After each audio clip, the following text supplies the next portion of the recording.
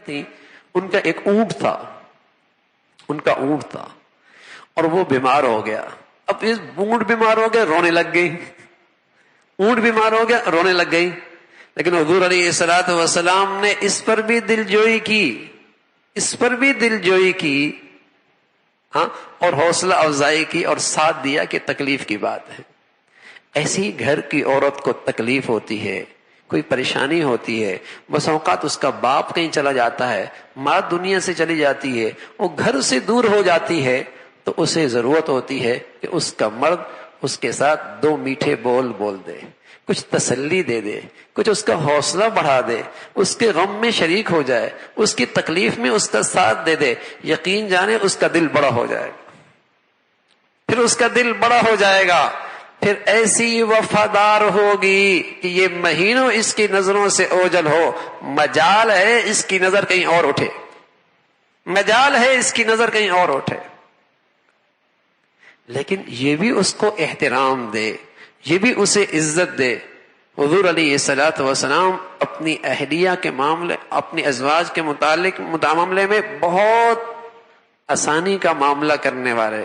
کسی ایسی چیز کا اگر وہ مطالبہ کرتی جو جائز ہوتا، آپ اس کا مطالبہ فوراً پورا کر لیا کرتے. حضرت عائشہ فرماتے ہیں ایک مرتبہ کچھ بچے حبشی، ان کے کھیلنے کی آواز آئی، میں نے کہا یا رسول اللہ میں کھیل دیکھنا چاہتی ہوں. حضور نے فرمایا آؤ بچوں کا کھیل دیکھ لو. میں چھوٹی تھی، میرے گھر میں کچھ لڑکیاں آتی تھیں، سہیلیاں میری، کھیلنے کے لیے. حضور علیہ الصلوۃ والسلام منع نہیں فرماتے، حوصلہ افزائی فرماتے. بلکہ ایک مرتبہ تو ایسا ہوا، سفر میں تھے، جنگل تھا، کچھ ساتھی آپ کے ساتھ اور بھی تھے، آپ نے انہیں آگے کر دیا، آگے نکل جاؤ. جب وہ سب آگے نکل گئے تو حضرت عائشہ فرمانے لگی، اللہ کے نبی نے مجھ سے کہا عائشہ آؤ دوڑ لگاتے، دوڑ لگاتے. فرمایا میں جوان تھی اور جسم بھی زیادہ بھاری نہیں تھا، میں اللہ کے نبی سے آگے نکل گئی، میں تو بھول ہی گئی.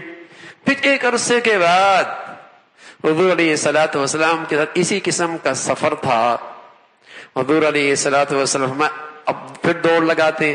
اب میرا جسم پہلے سے بہت بھاری ہو چکا تھا، اب اللہ کے نبی آگے نکل گئے تو حضور نے فرمایا تل کا بے تل کا، بھائی برابر ہو گیا مقابلہ. اب وہ مقابلہ برابر ہو گیا، پہلے تم جیتے تھے، آج ہم جیت گئے.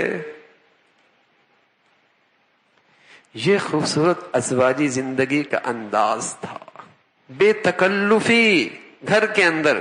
فرمایا عائشہ اللہ کے نبی صلی اللہ علیہ وسلم گھر میں کیسے رہتے تھے؟ فرمایا اپنے کپڑے بھی خود دیکھ لیا کرتے تھے، جوتے بھی خود گانٹ لیا کرتے تھے، گھر کے کام کاج بھی ساتھ، گھر میں گھر والوں کی طرح ہی رہا کرتے تھے. یہ نہیں کہ وہ بیچاری تھکی ماندی ہے، آرڈر ہی آرڈر، آرڈر ہی آرڈر، آرڈر ہی آرڈر. گھر کے کام کاج میں ساتھ نظر آتے تھے حضور علیہ الصلوۃ والسلام.